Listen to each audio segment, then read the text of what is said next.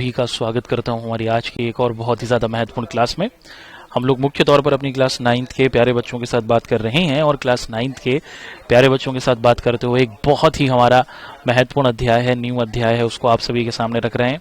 Chapter का नाम आप सभी के सामने लिखा हुआ है दोस्तों, जैसे आप लोग देख पा रहे हैं। चैप्टर का नाम है संस्थाओं का कामकाज और इस चैप्टर का आज हम लोग अपनी आज की इस क्लास में आप सभी के साथ लेक्चर नंबर 1 करने वाले हैं। तो चैप्टर जिसको हम लोग पढ़ रहे हैं इसका नाम है संस्थाओं का कामकाज और ये हमें राजनीतिक विज्ञान, ये जो हमारी पाठ्य पुस्तक दिखती है इसके अंदर ये वाला चैप्टर हमें मिलता है।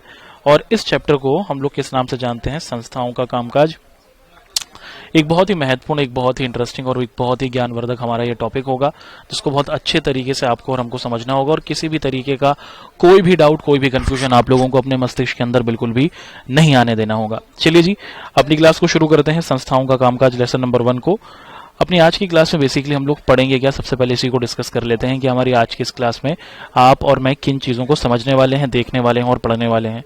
हमारी आज की इस क्लास में हम लोग सबसे पहले समझेंगे संस्थाओं के कामकाज के बारे में। उससे पहले सबसे पहले हमें ये समझना होगा कि आखिर ये संस्था होती क्या है। तो हम लोग सबसे पहले संस्था का क्या अर्थ होता है उसको समझने की कोशिश करेंगे। उसके साथ साथ फिर हम लोग देखेंगे कि भारत एक बहुत ही बड़ा देश है। भारत हमारा जो देश है ये बड़ा विशाल देश है ना, बहुत बड़ा देश है। और भारत जैसे बड़े देश के अंदर आप लोग देखते हैं कि इस पूरे देश को चला पाना, इस पूरे देश का विकास कर पाना कहीं ना कहीं थोड़ा सा मुश्किल है ना। जम्मू कश्मीर से लेकर कन्याकुमारी तक, कश्मीर से लेकर कन्याकुमारी तक, उसी के साथ असम से लेकर हमारा जो पोरबंदर का इलाका है, पूरा पश्चिम उत्तर दक्षिण, ये जो चारों दिशाएं हैं, इन चारों दिशाओं में विकास कर पाना कहीं ना कहीं मुश्किल है। तो इसीलिए हमें क्या जरूरत होती है? हमने ना अपने देश के अंदर जो ये विकास करने के जो काम है इसको लेकर क्या किया है? 3 बड़े बड़े ऑफिस बना दिए हैं। संस्थाओं का मतलब क्या है?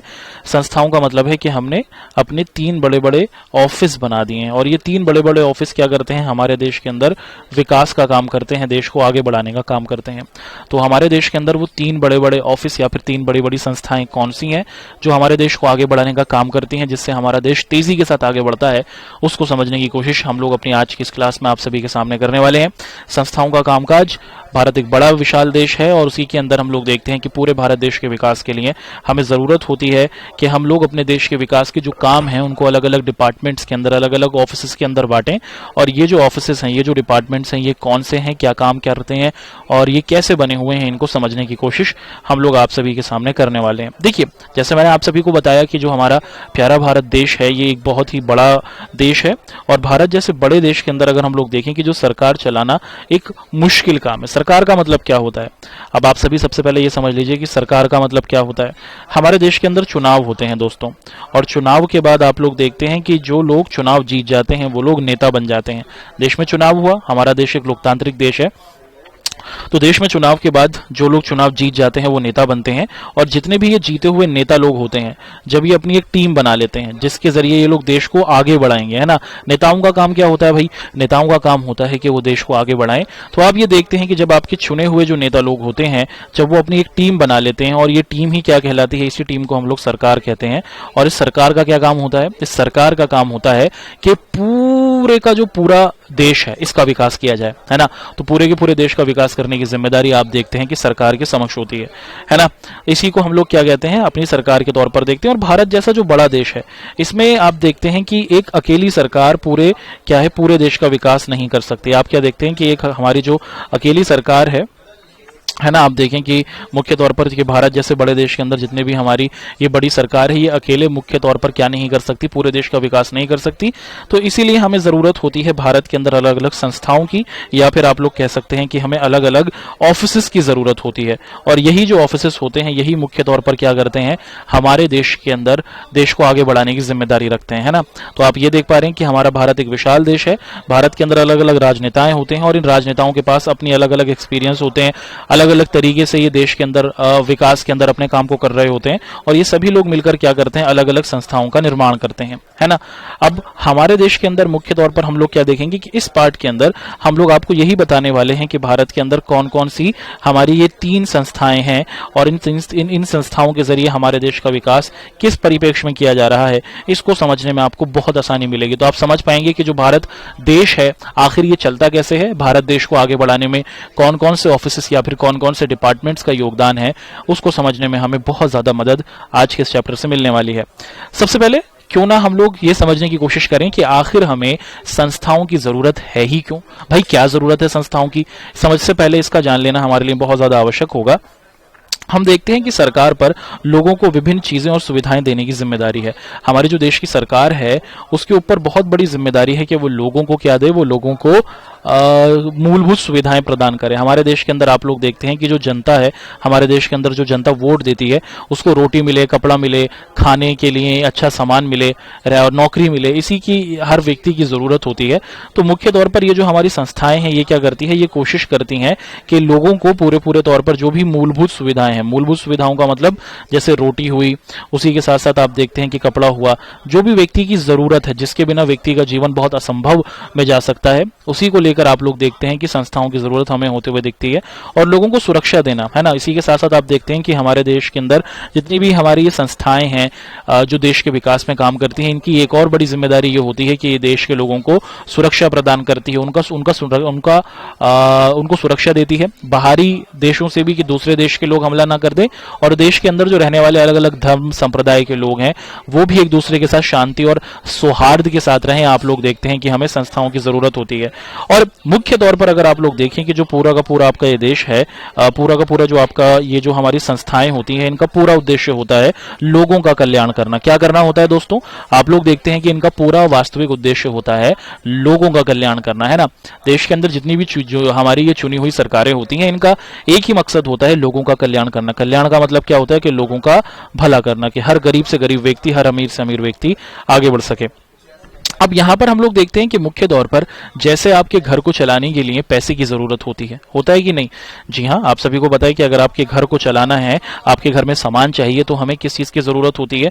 हमें जरूरत होती है पैसे की। या तो आपके मम्मी या तो आपके पापा ऑफिस जाते होंगे, और ऑफिस में जाते होंगे, ड्यूटी पर जाते होंगे, अपना काम करते होंगे, खेती बाड़ी का काम करते होंगे, इन सभी चीजों के जरिए उन्हें पैसा मिलता होगा, और उसी पैसे से आपके ट्यूशन की फीस भरी जाती है, आपकी किताबें आती हैं, आपके कपड़े आते हैं। अब यहीं पर देखा जाए कि जो भारत एक इतना बड़ा देश है, इस देश को चलाने के लिए भी हमें पैसे की जरूरत होगी, हमें रुपए की जरूरत होगी। और ये जो देश का रुपया होता है, ये हमें कहां से मिलता है दोस्तों? ये देश का रुपया हमें देश के लोगों से ही टैक्स के जरिए मिलता है। देश की जितनी भी जनता है, देश के अंदर जितनी भी जनता है, वो मुख्य तौर पर क्या करती है, वो अपनी आमदनी में से, वो जो भी सामान खरीदती है उसमें से कुछ कुछ रुपए आप लोग देखते हैं कि देश की सरकार को दिए जाते हैं, है ना।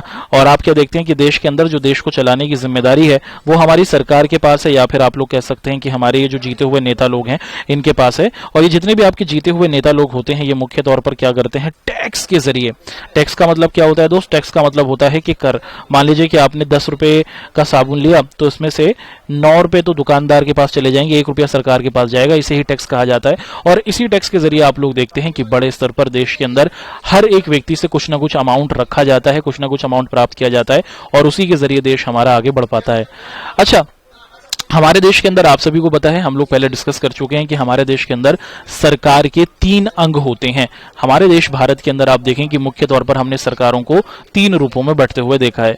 सबसे पहले प्रकार की जो हमारी सरकार कहलाती है, इसे हम लोग कहते हैं केंद्र सरकार। क्या कहा जाता है दोस्त इसको? हमारे जो पूरे देश के अंदर सबसे बड़ी सरकार होती है उसे हम लोग केंद्र सरकार कहते हैं। केंद्र सरकार का काम होता है पूरे देश का विकास करना। हमारे देश के अंदर आप लोग देखते हैं कि जो सबसे पहली सरकार होती है उसे हम लोग कहते हैं केंद्र सरकार, और केंद्र सरकार का यह काम है कि वो पूरे देश का विकास करे, है ना। और आप देखते हैं कि हमारे देश के अंदर हर राज्य के अंदर एक सरकार होती है। जैसे यूपी राज्य के अंदर अपनी सरकार है, यूपी गवर्नमेंट, बिहार राज्य की अपनी सरकार है, एमपी राज्य की अपनी सरकार है, झारखंड राज्य की अपनी सरकार है, तेलंगाना राज्य की अपनी सरकार है, तमिलनाडु राज्य की अपनी सरकार है। तो राज्यों के अंदर अपनी सरकारें होती हैं जो राज्यों का विकास करती हैं, और वहीं पर आप लोग देखते हैं कि पूरे देश के विकास के लिए हमारे पास केंद्र सरकार होती है। तो केंद्र सरकार और राज्य सरकार को तो हमने देखा। केंद्र सरकार का काम होता है, केंद्र सरकार का काम होता है मुख्य तौर पर कि पूरे देश का विकास करना। वहीं अगर हम लोग देखें कि जो आपकी राज्य सरकार होती है उसका काम होता है कि वो समस्त राज्य का विकास करे। अब राज्य सरकारें और केंद्र सरकार तो हुई, उसी के साथ साथ आप लोग देखते हैं कि हमारे पास एक और प्रकार की सरकार होती है दोस्त, जिसे हम लोग कहते हैं स्थानीय सरकार, है ना। इसे हम लोग क्या कहा जाता है, इसे हम लोग कहते हैं स्थानीय सरकार। और स्थानीय सरकार का काम क्या होता है, स्थानीय सरकार का काम होता है कि मुख्य तौर पर जो हमारे पंचायत है ना, आप क्या देखें कि जो हमारी पंचायतें हैं और उसी के साथ साथ आप लोग देखते हैं कि मुख्य तौर पर जो हमारे नगर पालिका है, तो नगर पालिका का पूरे तौर पर विकास हो, और उसी के साथ साथ आप लोग देखते हैं कि मुख्य तौर पर हमारी पंचायत का पूरे तौर पर विकास हो।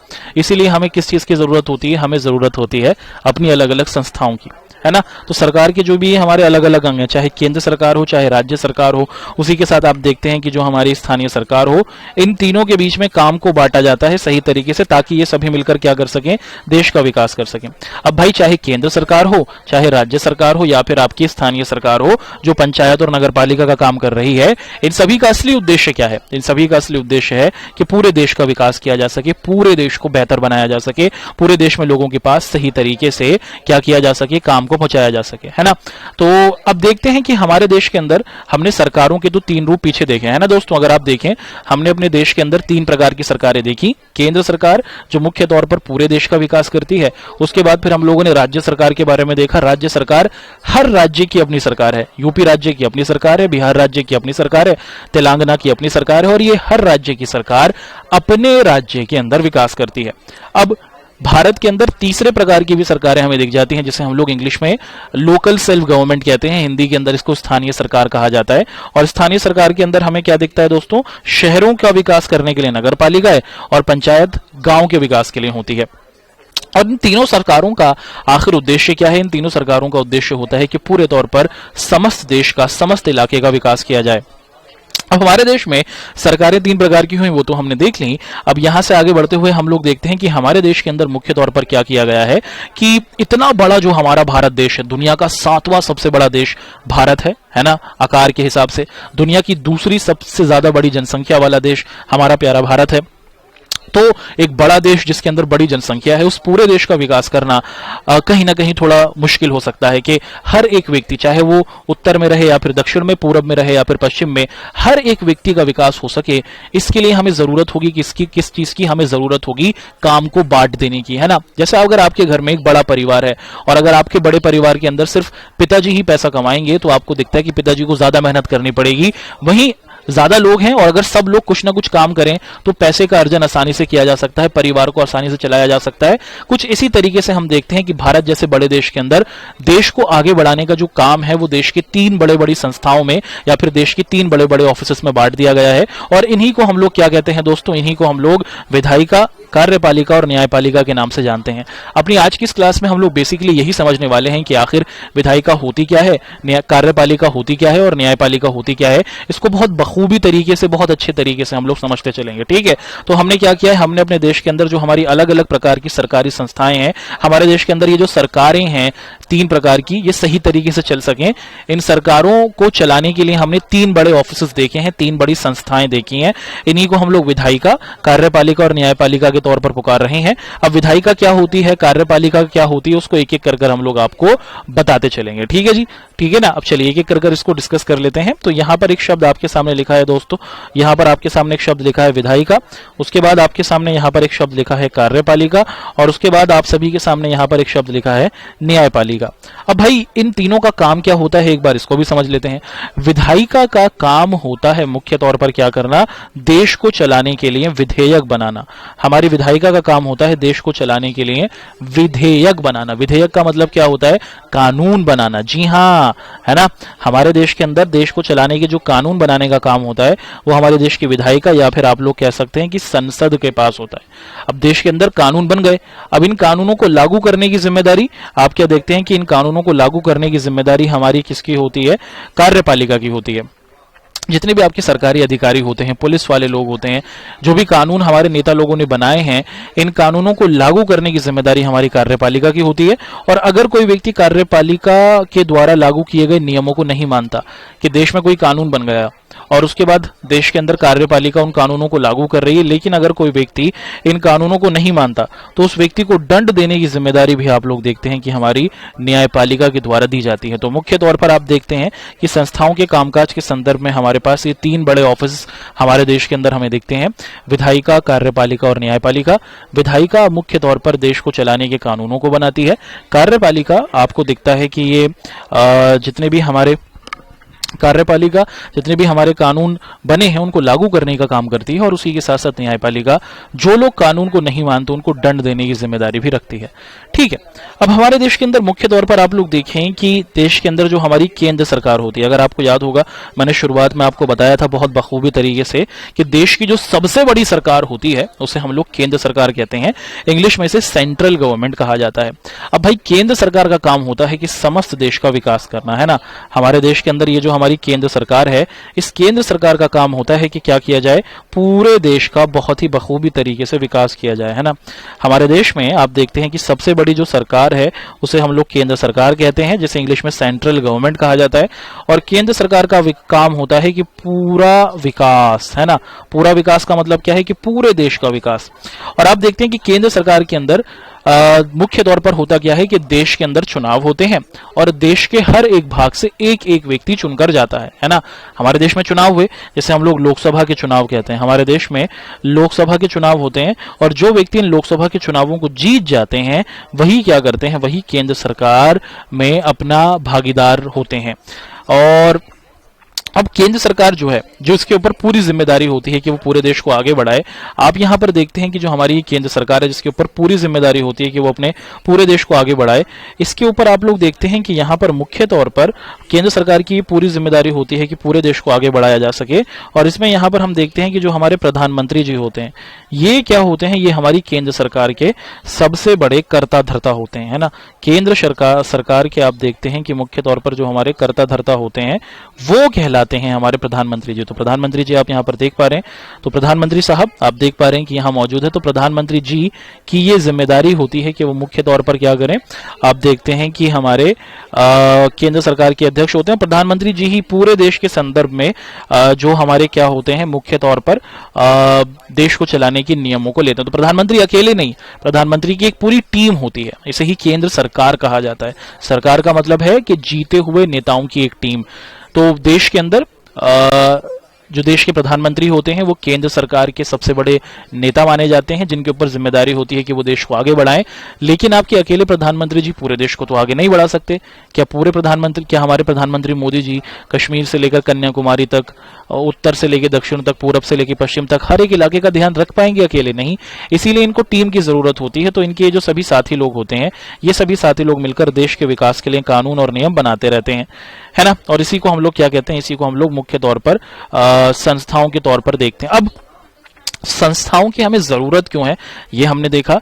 उसके बाद हमारे देश के अंदर मुख्य तौर पर संस्थाओं के क्या रूप हैं। हमारे देश में 3 प्रकार की संस्थाएं दिखी हैं आपको।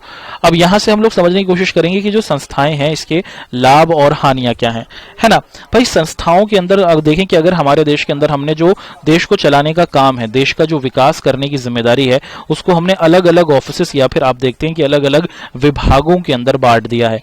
अब इससे क्या हुआ कि जब हमने देश के अंदर अलग अलग देश को चलाने की जो शक्तियां हैं, देश को चलाने की जो हमारी शक्ति है, उसको अलग अलग डिपार्टमेंट्स में बांट दिया है। तो आप लोग देखते हैं कि अब इससे गलत फैसला नहीं होता।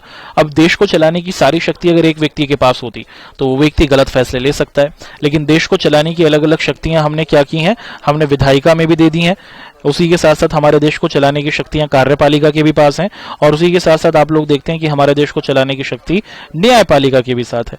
अब जब शक्तियों को इस तरीके से विखंडित कर दिया गया है तो अब गलत फैसले नहीं हो सकते हैं, कोई गलत प्रकार का निर्णय आप देखते हैं नहीं हो सकता। अच्छा, संस्थाओं से हानि के, विभिन्न संस्थाओं के होने से फैसले लेने में आप देखते हैं कि वक्त लगता है। अब देखिए इसके फायदे तो ये हैं कि अब किसी प्रकार की कोई गलती नहीं होगी। मान लीजिए कि एक अकेला व्यक्ति है, अब ये अकेला व्यक्ति इसके दिमाग में जो भी चीज आएगी, जैसा भी आइडिया आएगा, उस हिसाब से ये क्या कर सकता है, उस हिसाब से ये मुख्य तौर पर अपने फैसले को ले सकता है। लेकिन जब हमने मुख्य तौर पर देश को चलाने की शक्तियों को बांट दिया, विखंडित कर दिया, विधायिका के पास कुछ शक्तियां हैं, देश के कानून बनाने की, देश के कानून को लागू करने की जिम्मेदारी कार्यपालिका के पास है। देश के अंदर जो कानून नहीं मान रहे उनको दंड देने की जिम्मेदारी हमारी न्यायपालिका के पास है। तो इससे अब देश के अंदर फैसले लेने में गलती नहीं होगी। लेकिन सबसे बड़ी गलती यहां पर यही हो जाती है कि जो आपकी जो अलग अलग संस्थाएं हैं, विधायिका हुई, कार्यपालिका हुई और न्यायपालिका हुई, जब हमने इनके अंदर काम को बांट दिया है तो आप लोग देखते हैं कि इससे फैसले लेने में देरी होती है। आप लोगों ने जरूर सुना होगा भाई सरकारी काम है ये बहुत धीमे धीमे होता है। जी हाँ, क्यों होता है? क्योंकि पहले डिस्कशन किया जाता है, पहले बातचीत की जाती है। तो संस्थाओं की बहुत सारी खूबियां हैं, बहुत सारे अच्छे अच्छे फीचर्स हैं, लेकिन हम देखते हैं कि इसके अंदर एक ये भी कमी है कि संस्थाओं के अंदर मुख्य तौर पर हम लोग देख लेते हैं कि इसकी मौजूदगी से एक ये बड़ी हानि होती रहती है। अब हमारे देश के अंदर हम लोग देखते हैं दोस्तों, सबसे पहले समझने की कोशिश करते हैं। आप लोगों ने जरूर सुना होगा जिसे हम लोग कहते आ रहे हैं संसद, इंग्लिश में से पार्लियामेंट कहा जाता है, और संसद को ही एक और नाम से पुकारा जाता है, इसी को हम लोग विधायिका कहते हैं। ठीक है, तो जैसे मैंने आपको बताया कि हमारे देश के अंदर 3 प्रकार की संस्थाएं हैं जो पूरे देश को चला रही हैं। पूरे देश को चलाने की जिम्मेदारी हमारी इन 3 ऑफिस या फिर 3 संस्थाओं के पास है, विधायिका, कार्यपालिका और न्यायपालिका। अब एक एक कर सबसे पहले तो हमने ये समझा कि संस्थाएं क्या हैं, हमारे देश के अंदर हमें संस्थाओं की जरूरत क्यों है, संस्थाओं के लाभ क्या है और संस्थाओं की हानियां क्या है, ये समझ चुके हैं। अब यहां से आगे बढ़ना शुरू करेंगे दोस्तों, और आप सभी के साथ संसद हमारे लिए क्या होता है ना, संसद क्या है, संसद के अंदर क्या चीजें होती हैं, इसको समझने की कोशिश करते हैं। देखो, जब मैं संसद कहूं तो इसका अर्थ आपको समझ लेना है दोस्तों कि संसद का मतलब क्या है। संसद का मतलब यहां पर हम लोग कह रहे हैं विधायिका। क्या कहा जा रहा है दोस्त? संसद का मतलब यहां पर है विधायिका, है ना। कि भारत के अंदर अगर आप लोग देखें कि भारत में संसद के हमें 2 सदन दिखते हैं। हमारे प्यारे भारत देश के अंदर हमें संसद के 2 सदन दिखते हैं। हमारा देश जो संसद है, जिसे हम लोग देखो विधायिका और उसी के साथ साथ अगर मैं कह रहा हूं संसद, ये एक ही चीज है। तो हमारे देश के अंदर विधायिका या फिर संसद के आप लोग देखते हैं कि 2 भाग हैं। एक को कहा जाता है लोकसभा। क्या कहा जाता है दोस्त? एक को कहा जाता है लोकसभा और दूसरे को क्या कहा जाता है दोस्त? दूसरे को कहा जाता है राज्यसभा। तो हमारे देश के अंदर विधायिका यानी कि संसद जो है उसका काम होता है देश को चलाने के कानूनों को बनाना। हमारे देश के अंदर जो हमारी विधायिका है या फिर जो संसद है, इसके 2 सदन है या फिर आप कह सकते हैं कि इसके 2 भाग हैं।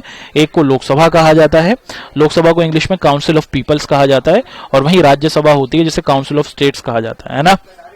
तो हमने मुख्य तौर पर हमने ये देखा कि हमारे देश के अंदर मुख्य तौर पर क्या है, मुख्य तौर पर हम लोग देखते हैं कि हमारे देश के अंदर जो हमारी संसद है, इसके हमने 2 सदनों को देखा। हमारे देश के अंदर 2 सदन है संसद के, एक को लोकसभा कहा गया और उसी के साथ साथ एक को राज्यसभा कहा गया। अच्छा, एक बात देख लीजिए कि राज्यसभा को हम लोग क्या कहते हैं? उच्च सदन भी कहते हैं। राज्यसभा को हम लोग उच्च सदन के नाम से भी पुकारते हैं, इंग्लिश में से अपर हाउस कहा जाता है। इंग्लिश में इसको हम लोग अपर हाउस के नाम से पुकारते हैं। वहीं लोकसभा को हम लोग किस नाम से पुकारते हैं? लोकसभा को हम लोग निम्न सदन भी कहते हैं। क्या कहा जाता है लोकसभा को? लोकसभा को हम लोग निम्न सदन कहते हैं। तो विधायिका या फिर हम लोग कहें कि जो संसद है वो एक ही है। हमारे देश के अंदर विधायिका और संसद का काम क्या है भाई? देश को चलाने के कानूनों को बनाना। और हमारे देश के अंदर ये जो हमारी संसद या फिर विधायिका है, इसके अंदर 2 भाग आपने देखे, लोकसभा और राज्यसभा। लोकसभा को हम लोग निम्न सदन भी कहते हैं और राज्यसभा को हम लोग उच्च सदन भी कहते हैं। अच्छा, याद रखिएगा कि जो लोकसभा होती है ना, लोकसभा का ये जो हमारा सदन है ये थोड़ा अधिक शक्तिशाली है। संविधान ने लोकसभा को अधिक शक्तियां दी हैं। क्यों? चलिए इसको समझने की कोशिश अब यहां पर कर लेते हैं। अच्छा, अपर और लोअर हाउस जैसे नामांकन आप देखते हैं कि जो हमारी दोनों सदन है, इनकी विधायिका को हम लोग क्या कहते हैं? बाइकेमल लेजिस्लेचर कहते हैं। अब एक इंग्लिश का वर्ड आपके सामने यहां पर रखा गया, तो आप लोग कंफ्यूज मत होइएगा। मुख्य तौर पर अगर आप लोग देखें कि भारत जैसा जो देश है, भारत जो हमारा देश है, यहां पर हमने देखा कि विधायिका या फिर संसद की बात की। अब जो हमारा प्यारा भारत देश है, जहां पर आपको विधायिका और संसद की बात हम लोग कर रहे हैं, हम यहां पर देखते हैं कि भारत जैसे देश के अंदर जो मुख्य तौर पर हमारी विधायिका और संसद है, इसके अंदर मुख्य तौर पर क्या किया गया है दोस्त? इसके अंदर मुख्य तौर पर हमने देश को चलाने के जो कानून है उनको कहां पर रखा है? हमने संसद के अंतर्गत या फिर संसद के अधीन रखा है। इंग्लिश में जो भी कोई देश है, ऐसा कोई देश जहां पर आपको विधायिका या फिर संसद दिखती है, ऐसा कोई देश जहां पर आपको विधायिका दिखती है यानी कि संसद दिखता है और संसद के 2 सदन दिखते हैं, तो इनको हम लोग क्या कहते हैं? इनको हम लोग बाइकैमलर लेजिस्लेचर के नाम से पुकारते हैं। क्या कहा जाता है इनको? ऐसा कोई देश जहां पर 2 प्रकार के सदन हमें दिख जाते हैं, इसको हम लोग बाइकैमलर सदन के तौर पर जानते हैं, है ना। तो पूरे देश के संदर्भ में जो हमारी विधायिका होती है वो क्या करती है? देश को चलाने का काम करती है ना। तो मुख्य तौर पर अभी हमने इसी को देखा कि जो हमारी विधायिका है या फिर जैसे हम लोग संसद के नाम से भी पुकार रहे हैं, विधायिका, ये जो हमारी संसद है, ये मुख्य तौर पर देश को चलाने के कानून को बनाती है, पूरे देश को चलाने के कानून को बनाती है। है ना। अब ऐसे ही हम लोग देखते हैं कि हमारे देश के अंदर जो हमारे राज्य हैं, जैसे यूपी एक राज्य है, बिहार एक राज्य है, एमपी एक राज्य है, झारखंड एक राज्य है, छत्तीसगढ़ एक राज्य है। तो हमारे देश के अंदर हर एक राज्य के अंदर कानून बनाने की जिम्मेदारी किसकी होती है दोस्तों? पूरे देश के अंदर कानून बनाने की जिम्मेदारी हमारी विधायिका की या फिर संसद की है? ध्यान से सुनिएगा, पूरे देश के अंदर कानून बनाने की जिम्मेदारी विधायिका की और संसद की है। और संसद के दो भाग हैं, राज्यसभा और लोकसभा। इन ऐसा कोई देश जहां पर राज्यसभा और लोकसभा दोनों सदन होते हैं उसको हम लोग बाइकेमिलर लेजिस्लेचर कहते हैं। एक शब्द आपके सामने यहां पर रखा गया। अच्छा, हम देखते हैं कि हमारे पास मुख्य तौर पर जो हमारे राज्य हैं, क्या है हमारे पास मुख्य तौर पर जो हमारे राज्य हैं, जैसे यूपी हमारा एक राज्य हुआ, बिहार हमारा एक राज्य हुआ। इन राज्यों के अंदर कानून बनाने की जिम्मेदारी विधानसभा और विधान परिषदों की होती है। ठीक है जी, इस चीज को हमने आपके सामने रखा है। आगे बढ़ना शुरू कर देते हैं दोस्तों कि अब मुख्य तौर पर विधानसभा और विधान परिषद होती क्या है। जैसे पूरे देश के अंदर विकास करने की जिम्मेदारी किसकी है? पूरे देश के अंदर विकास या फिर पूरे देश से संबंधित जो कानून बनाने की जिम्मेदारी होती है वो आपके संसद की होती है। लेकिन जब हम बात करते हैं राज्यों से संबंधित कि राज्यों के अंदर कौन से कानून बनेंगे, कौन से नियम बनेंगे, तो राज्यों के अंदर कानून बनाने की जिम्मेदारी आप देखते हैं कि वहां के विधान परिषद या फिर आप लोग देखते हैं कि वहां की विधानसभा के अंतर्गत होती है। अब ये विधानसभा और विधान परिषद होती क्या है, इसको एक बार आपके सामने हम लोग डिस्कस कर लेते हैं कि विधानसभा का मतलब है कि मुख्य तौर पर किसी राज्य के अंदर चुनाव हुए, है ना। जैसे मान लीजिए कि यूपी एक राज्य है, यूपी राज्य के अंदर आप लोग देखते हैं कि चुनाव हुए और जो लोग यूपी राज्य के अंदर विधायक जिसे हम लोग कहते हैं, यूपी राज्य के अंदर चुनाव हुए विधायक के लिए, तो जो लोग विधायक का चुनाव जीत जाते हैं वही लोग क्या करते हैं, वही उस राज्य की विधानसभा में बैठते हैं और वहां पर बैठकर क्या करते हैं, राज्य के चलाने के कानून को बनाते हैं। जो पूरे देश के अंदर चुनाव होते हैं उन्हें हम लोग लोकसभा के चुनाव कहते हैं। ये सभी लोग संसद में बैठते हैं और ये सभी लोग संसद में बैठने के बाद देश को चलाने के कानूनों को बनाते हैं। बात की जा रही है विधानसभा की। विधानसभा का मतलब है कि हमारे देश के अंदर जो हमारा हर एक राज्य है, हर एक राज्य के अंदर आप लोग देखते हैं कि चुनाव होता है और ये जो राज्य के अंदर चुनाव होते हैं ये विधायक के लिए होते हैं। और मुख्य तौर पर आप लोग देखते हैं कि जो व्यक्ति राज्यों के चुनाव को जीत जाता है, जो व्यक्ति विधायक बन जाता है, वो मुख्य तौर पर क्या करता है, फिर ये सभी लोग जितने भी आपके जीते हुए विधायक लोग होते हैं ये मुख्य तौर पर क्या करते हैं, ये देश को चलाने के कानूनों को बनाते हैं, है ना। तो विधानसभा और विधान परिषद मुख्य तौर पर क्या करती है दोस्तों, आपकी विधानसभा हुई, उसी के साथ साथ आपकी विधान परिषद हुई। इनका काम क्या है भाई, इनका काम संसद की तरह ही है। इन दोनों का काम संसद की तरह या फिर मैं कहूं कि विधायिका की तरह ही है। बस इनके ये जो कानून बनाते हैं वो राज्यों के लिए ही बनाते हैं। किस लिए बनाते हैं, ये लोग राज्य के लिए ही बनाते हैं। अच्छा, किसी भी लोकतांत्रिक देश में, जैसे भारत एक लोकतांत्रिक देश है क्योंकि भारत के अंदर चुनाव होते हैं, तो किसी भी चुनाव वाले देश में जहां पर चुनाव कराया जाता है वहां पर आप लोग देखें कि वहां पर संसद का होना बहुत ज्यादा जरूरी है। भारत जैसे देश के अंदर संसद का होना बहुत ज्यादा जरूरी है क्योंकि संसद के अंदर हम लोग क्या कहते हैं कि संसद ही मुख्य तौर पर क्या है, हमारा देश चलता कैसे है दोस्तों, कानूनों से चलता है। और ये कानून कौन बना रहा है, क्या भगवान जी बना कर दे रहे हैं, ऐसा नहीं। आप सभी को पता है कि हमारा प्यारा भारत देश एक लोकतांत्रिक देश है। हमारे देश के अंदर चुनाव होते हैं और आप देखें कि हमारे देश के अंदर ये जो चुनाव होते हैं और ये जो हमारे चुने हुए नेता लोग होते हैं ये सभी लोग क्या करते हैं, ये सभी लोग संसद में बैठते हैं। तो संसद इस जगह का नाम है या फिर आप कह सकते हैं कि विधायिका, ये दोनों एक ही है, संसद और विधायिका। संसद और विधायिका एक ऐसी जगह है जहां से देश को चलाने के कानूनों को बनाया जाता है ना। आप देखते हैं कि इनका काम क्या होता है कि भैया देश के चलाने के कानूनों को बनाना, और अगर कोई पुराना कानून बना हुआ है, कोई अगर पुराना कानून बना हुआ है तो उस पुराने कानून के अंदर क्या करना, संशोधन करना, इसकी जो जिम्मेदारी होती है वो हमारे मुख्य तौर पर आप लोग देखते हैं कि भारत के संसद की होती है ना। अच्छा, संसद के नियंत्रण की अगर बात की जाए कि पूरी दुनिया में अगर हम लोग देखें कि सरकारें कुछ ना कुछ आपको दिखता है कि इसके अंदर मुख्य तौर पर जो नियंत्रण होता है वो सरकार के अधीन ही होता है और कोई भी सरकार तभी तक फैसले रख सकती है जब तक उसका संसद पर अधिकार होगा। जैसे भारत के अंदर अगर आप लोग देखें कि चुनाव हुआ, अब चुनाव के अंदर आप लोग देखते हैं कि आप लोगों ने देखा कि मुख्य तौर पर लोकसभा का चुनाव हुआ, है ना। अब देश के अंदर लोकसभा के चुनाव हुए और लोकसभा के चुनाव के अंदर आप लोग देखते हैं कि अलग अलग राजनीतिक दल, जैसे आपका बीजेपी हो गया, जैसे आपका कांग्रेस हो गई, जैसे आप लोग देखते हैं कि समाजवादी पार्टी हो गई, बीएसपी पार्टी हो गई, अलग अलग राजनीतिक दल होते हैं। लोकसभा के अंदर हमारे पास 545 टोटल हमारी सीट्स हैं और आप देखते हैं कि इन 545 सीट्स पर चुनाव होते हैं। हर राजनीतिक दल ये चाहता है कि वो क्या करे, उसके ज्यादा से ज्यादा साथी जीत जाएं। अच्छा, लोकसभा के अंदर संविधान ने यह बता दिया है कि अगर किसी राजनीतिक दल के अकेले 272 साथी जीत जाते हैं तो वो क्या करेगी, वो अपने देश के अंदर सरकार को बनाएगी। तो देश के अंदर लोकसभा के चुनाव होते हैं, अलग अलग राजनीतिक पार्टीज, पॉलिटिकल पार्टीज आपको दिखती हैं, और हर पॉलिटिकल पार्टी, राजनीतिक दल यही चाहता है कि हमारे सबसे ज्यादा साथी को जीतें, क्योंकि अगर हमारे सबसे ज्यादा साथी जीत जाएंगे तो हम लोग देश के अंदर सरकार को बना लेंगे। तो देश के कानून ने यह कहा है कि अगर किसी राजनीतिक दल के अकेले 272 साथी जीत जाते हैं तो वो देश के अंदर सरकार को बनाता है। अब जब साल 2019 में देश के अंदर लोकसभा के चुनाव हुए तो बीजेपी पार्टी अकेले ही 303 सीट ही जीत गई, यानी कि बीजेपी के 303 साथी जीत गए। और इसी वजह से आप लोग देखते हैं कि बीजेपी ने क्या किया, देश के अंदर संसद में अपनी सरकार को बनाया है ना। तो मुख्य तौर पर आप लोग देखते हैं कि संसद पर जो नियंत्रण होता है उस राजनीतिक दल का होता है जिसके सबसे ज्यादा साथी लोकसभा के अंदर जीते हुए होते हैं। तो लोकसभा के अंदर लोग चुनकर आते हैं और जिस राजनीतिक दल के सबसे ज्यादा साथी चुनाव में जीते हुए होते हैं वही संसद को चलाती है, संसद पर नियंत्रण रखती है, और आप कह सकते हैं कि पूरे देश पर नियंत्रण रखती है ना। अच्छा, संसद के पास बहुत से अधिकार हैं ना, संसद का भाई बहुत सारे अधिकार हैं।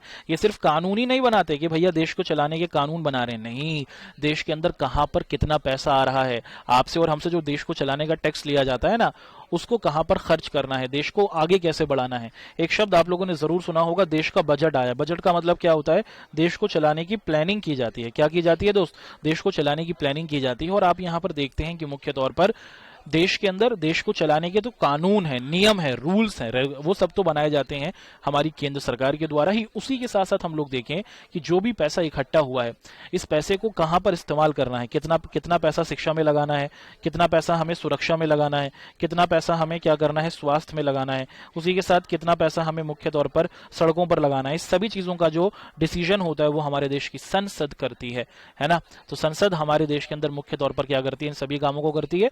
अच्छा, इसी के साथ साथ आप देखें कि देश के अंदर मुख्य तौर पर क्या होता है कि देश के अंदर हमारे जितने भी ये नेता लोग होते हैं, है ना, जितने भी हमारे नेता लोग होते हैं, 545 लोकसभा के अंदर हैं और राज्यसभा के अंदर 250 हैं। हमारे ये जो लोकसभा और राज्यसभा के जितने भी ये सदस्य होते हैं, ये सभी लोग कानून तो बनाते ही हैं, देश के अंदर जो पैसा आ रहा है टैक्स के जरिए उसको सही तरीके से इस्तेमाल करते हैं, और उसी के साथ साथ ये देश के अंदर जो मुख्य तौर पर मुख्य देश की सुरक्षा से संबंधित, देश के विकास से संबंधित जो हमारे मुख्य मुद्दे होते हैं उन पर क्या करते हैं, उन पर बहस करते हैं। आप लोगों ने आए दिन देखा होगा कि हमारे जो संसद का चैनल है ना, वहां पर क्या किया जाता है, आप देखते हैं कि एक बहुत बड़ा हॉल होता है, एक नेता दूसरे नेता से बात कर रहा होता है, तो अलग अलग नेता लोग अपने आइडियाज को बताते हैं कि मेरे पास ये आइडिया है और मैं चाहता हूं कि इसको देश में लागू किया जाए। तो मुख्य तौर पर संसद मुख्य तौर पर देश का सबसे बड़ा एक ऐसा मंच है, एक ऐसा प्लेटफॉर्म है जहां पर नेता लोग क्या करते हैं, एक दूसरे के साथ डिस्कशन करते हैं कि भाई मेरे पास शिक्षा को लेकर ये आइडिया है, क्या हम इसे कर सकते हैं। तो अगर कुछ को लगता होगा कि हाँ इसे कर सकते हैं तो वो अपने डिसीजन देते हैं, अपने सजेशंस देते हैं, अपनी राय देते हैं। वहीं अगर उस आइडिया के अंदर कोई बदलाव करना होता है तो उस बदलाव को भी बताया जाता है। तो मुख्य तौर पर संसद के द्वारा कानून को तो बनाया ही जाता है, पुराने कानूनों में आप देखते हैं कि संशोधन यानी कि बदलाव तो किया ही जाता है, देश के चलाने के जो पैसे हैं उसको कहां पर इस्तेमाल किया जाएगा उसको भी रखा जाता है। और उसी के साथ साथ आप देखते हैं कि संसद के अंदर, विधायिका के अंदर देश को चलाने की पूरे तौर पर बहस होती है, और इन्हीं बहसों के जरिए हम लोग क्या करते हैं, अपने देश के संसद को पूरे तौर पर चलते हुए देखते हैं। अच्छा, देश के अंदर क्या होता है, एक और तरीका है दोस्तों, इसे हम लोग क्या कहते हैं, इसे हम लोग कहते हैं संयुक्त बैठक। अब ये संयुक्त बैठक क्या है, इसको समझने की कोशिश करते हैं। संयुक्त बैठक का मतलब हुआ कि जो हमारा ये लोकसभा है ना, हमारा ये जो लोकसभा है, और उसी के साथ साथ आप लोग देखें कि ये जो हमारी राज्यसभा है, ये जो हमारी लोकसभा और राज्यसभा है, ये दोनों कैसी हैं, ये दोनों अलग अलग हैं। एक पूरा हॉल है जिसे लोकसभा का हॉल कहा जाता है, और एक पूरा हॉल है जिसे हम लोग राज्यसभा का हॉल कहते हैं। होता क्या है कि कभी कभी ना हमारी लोकसभा और राज्यसभा इन दोनों की मीटिंग एक साथ बुलाई जाती है, और इसी को हम लोग क्या कहते हैं, इसी को हम लोग संयुक्त बैठक या फिर संयुक्त मीटिंग कहते हैं, जिसे इंग्लिश में ज्वाइंट सेशन कहा जाता है। तो अगर कोई ऐसा मुद्दा जो देश के विकास के लिए बहुत ज्यादा जरूरी है, और मान लीजिए कि लोकसभा और राज्यसभा के अंदर नेताओं के अंदर किसी कानून को बनाने पर कोई मतभेद हो रहा है, लोकसभा के नेता कह रहे हैं कि नहीं इस पर कानून बनाना है, राज्यसभा के कह रहे हैं कि नहीं भैया कानून नहीं बनाना, कि अगर देश के अंदर कोई कानून बनाने की बात है और लोकसभा और राज्यसभा के नेताओं के बीच में किसी बात को लेकर कोई अनबन हो गई है, तो देश के जो राष्ट्रपति होते हैं वो मुख्य तौर पर क्या करते हैं, संयुक्त बैठक को बुलाते हैं, और यहां पर संयुक्त बैठक के अंदर क्या किया जाता है, विचार विमर्श किया जाता है, ये डिस्कशन किया जाता है, और ये कोशिश की जाती है कि कैसे हम लोग इसके हल को प्राप्त कर सकते हैं। इस पर हम लोग देखते हैं कि इस पर हम लोग हल की तरफ बढ़ते हैं। अच्छा, पैसे वाले बिल। हमारे देश के अंदर मुख्य तौर पर हम लोग देखें कि जब बिल का मतलब क्या होता है कि जब किसी भी चीज के ऊपर अगर ध्यान से देखा जाए कि हमारे देश के अंदर हमारे पास है संसद, है ना, और हमारे देश के अंदर संसद के अंदर हमारे पास है दो सदन, लोकसभा और उसी के साथ साथ हमारे साथ है राज्यसभा। और ये सभी लोग क्या करते हैं, लोकसभा राज्यसभा देश को चलाने को कानून बनाते हैं। अरे भाई कोई भी चीज अपने आप कानून नहीं बन जाती। लोकसभा राज्यसभा के साथ उसके साथ हमें जरूरत होती है देश के राष्ट्रपति की। जब तक लोकसभा के नेता को ये ना लगे कि भैया जो चीज हम सोच रहे हैं इस पर कानून बनाने की जरूरत है, सबसे पहले लोकसभा के अंदर डिस्कशन होता है, लोकसभा से ये जो डिस्कशन होता है ये कहा जाता है राज्यसभा में, और राज्यसभा के बाद फिर ये राष्ट्रपति के पास जाता है। जब राष्ट्रपति इस पर हस्ताक्षर कर देते हैं, इसको क्या कहा जाता है, तब इसे कानून कहा जाता है। हस्ताक्षर से पहले इसे हम लोग क्या कहते हैं, हस्ताक्षर से पहले हम लोग इसे बिल या फिर अध्यादेश कहते हैं। ठीक है, अध्यादेश कहते हैं, है ना। हर एक बच्चे को शिक्षा मिलनी चाहिए, 6 से 14 साल तक के बच्चे को, ये अभी कानून है। लेकिन जब तक ये कानून नहीं बना था, जब तक राष्ट्रपति जी ने इस पे हस्ताक्षर नहीं करे थे, तब तक हम लोग इसे क्या कह रहे थे, तब तक हम लोग इसे बिल कह रहे थे। तो देश के अंदर बिल को अध्यादेश कहा जाता है। मुख्य तौर पर देश के अंदर जब देश के पैसे संबंधी कानून होते हैं, पैसे संबंधी हमारे जो नियम होते हैं, इसके ऊपर कानून और नियम बनाने की जिम्मेदारी सिर्फ लोकसभा के पास है। और लोकसभा ही क्या कर सकती है, देश के अंदर पैसे संबंधी नियम और कानून को बना सकती है। एक बार अगर लोकसभा ने कहा कि हमें देश में पैसे संबंधी ये नए नियम बनाने हैं, तो राज्यसभा के पास ये शक्तियां नहीं है कि वो उसको वापस कर सकें। राज्यसभा 14 दिन तक क्या कर सकता है, उस पर डिस्कशन कर सकता है राज्यसभा के नेता लोग, लेकिन 14 दिन के अंदर अंदर उन्हें जवाब देना होता है। और अगर 14 दिन के अंदर अंदर उन्होंने जवाब नहीं दिया तो ये माना जाता है कि हाँ, जो लोकसभा के नेताओं ने कहा वो पूरे तौर पर सही है। तो मुख्य तौर पर लोकसभा के अंदर ज्यादा शक्तिशाली शक्तियां देखी जाती हैं। संसद के जो दो सदन है, लोकसभा और राज्यसभा, हम यहां पर देख पा रहे हैं कि जो हमारी लोकसभा ज्यादा शक्तिशाली है। पैसे के अंदर आप देखते हैं कि उसके ऊपर पूरा नियंत्रण आप देखते हैं कि हमारे मुख्य तौर पर क्या होता है, लोकसभा के पास होता है। अच्छा, जैसा मैंने आपको बताया था कि अगर किसी भी देश के अंदर, जैसे मैंने आपको बताया था कि हमारे देश के अंदर चुनाव होते हैं, और चुनाव के अंदर हर क्या होता है, आप देखते हैं कि बीजेपी होती है, उसी के साथ आप देखते हैं कि कांग्रेस एक राजनीतिक दल है, समाजवादी पार्टी है, बहुजन समाजवादी पार्टी है, शिवसेना है, अलग अलग राजनीतिक दल आपको दिखते हैं, आम आदमी पार्टी है। अब ये हर राजनीतिक दल ये चाहता है कि उसके ज्यादा से ज्यादा सीटें उसे मिलें। सीटों का मतलब है कि उनके ज्यादा से ज्यादा साथी जीतें, है ना, जो चुनाव में खड़े हो रहे हैं। अब देश के अंदर अगर किसी पार्टी को अकेले दम पर सरकार बनानी है तो उनके 272 साथियों का जीतना जरूरी है। बहुत बार ऐसा होता है कि मुख्य तौर पर अकेला कोई राजनीतिक दल 272 साथियों को आराम से देखते हैं कि उनके जीत जाते हैं, लेकिन कभी कभार क्या हो जाता है कि कुछ साथी अपने पार्टी से नाराज हो जाते हैं और वो अपने साथी अपनी पार्टी से अलग हो जाते हैं। मान लीजिए कि बीजेपी के अगर हम लोग देखें कि आप देखते हैं कि 303 साथी साल 2019 के अंदर चुनाव को जीते। अब इन 303 में से आप लोग देखें कि मुख्य तौर पर अगर 25 साथी नाराज हो जाएं और वो कहें हमें बीजेपी के साथ नहीं रहना, तो फिर बीजेपी के जो नंबर है वो 272 से आप देखते हैं कि कम हो जाएंगे, है ना। और ऐसी स्थिति के अंदर क्या आ जाएगा, ऐसी स्थिति के अंदर अविश्वास प्रस्ताव लाया जाता है। अविश्वास प्रस्ताव का मतलब होता है कि देश के अंदर जो हमारी केंद्र सरकार है, अब इस केंद्र सरकार के पास कितने साथी होने चाहिए, इनके पास 272 साथी होने चाहिए, लेकिन अगर ये दिखे कि सरकार के पास उसके 272 साथी नहीं है, तो इस समय क्या हो जाता है, इस समय दिखता है कि अब यहाँ पर दूसरे जो राजनीतिक दल होंगे, जैसे कांग्रेस हो गई, समाजवादी पार्टी हो गई, ये मुख्य तौर पर क्या करेंगे, देश के जो लोकसभापति होंगे उनको बताएंगे कि भाई जो हमारी केंद्र सरकार है इनके पास 272 साथी नहीं है, अविश्वास प्रस्ताव लाया जाएगा और उसके बाद आप देखते हैं कि लोकसभा को भंग कर दिया जाएगा, है ना, दोबारा से चुनाव कराने की कोशिश की जाएगी। जब कोई राजनीतिक दल लोकसभा के अंदर आप लोग देखते हैं कि 272 सीटें जीत जाता है या फिर उसके 272 साथी जीत जाते हैं, तो उसे हम लोग बहुमत कहते हैं। तो अगर कोई राजनीतिक दल अपने बहुमत को खो देता है या फिर हम कहें कि अपने 272 साथियों के साथ को खो देता है, 271 भी हो जाएंगे, तो आपको दिखता है कि फिर वो सरकार नहीं चल पाएगी, दोबारा से चुनाव होंगे। तो देश के अंदर आप देखते हैं कि अविश्वास प्रस्ताव भी देश की लोकसभा में आता रहता है। अगर उनके पास बहुमत नहीं होगा, अगर उनके पास उनके 272 साथी नहीं होंगे, तब अविश्वास प्रस्ताव को लाया जाता है। अब तक हमने देश के अंदर मौजूद जो हमारा सबसे बड़ा और सबसे महत्वपूर्ण हमारा आप देखते हैं कि जो ऑफिस है जिसे हम लोग विधायिका कहते हैं। विधायिका का मतलब क्या है दोस्तों, विधायिका का मतलब है हमारी संसद। हमने अपने देश के अंदर संसद क्या है ये देखा, संसद के जो अलग अलग अंग हैं उनको देखा, और संसद क्या करती है, देश को चलाने के कानून को बनाती है, पुराने कानून जो बने हुए हैं उनमें संशोधन करती है, देश के अंदर जो हमारे पैसे संबंधी चीजें होती हैं, बजट वगैरह, उस पे बनाने का ये लोग काम करते हैं। अब विधायिका को देख लिया, संसद को देख लिया। विधायिका का काम था कानून को बनाना। अब कानून तो बन गया, अब कानून बनने के बाद कानून को लागू करने की जिम्मेदारी हमारी कार्यपालिका की होती है। और हम लोग अपनी आज की इस क्लास में यही देखेंगे कि हमारे देश के अंदर जो दूसरा बड़ा ऑफिस है जिसके जरिए हमारे देश को चलाया जाता है, उसी को हम लोग कार्यपालिका कहते हैं। चलिए एक एक कर हम लोग कार्यपालिका को समझने की कोशिश कर लेते हैं, है ना। कि प्रधानमंत्री और मंत्रिपरिषद मिलकर क्या करते हैं, राजनीतिक कार्यपालिका का गठन करते हैं। हमारे देश के अंदर जो हमारे प्रधानमंत्री जी हैं और उसी के साथ साथ प्रधानमंत्री के जो साथी लोग होते हैं उनको मंत्रिपरिषद कहा जाता है।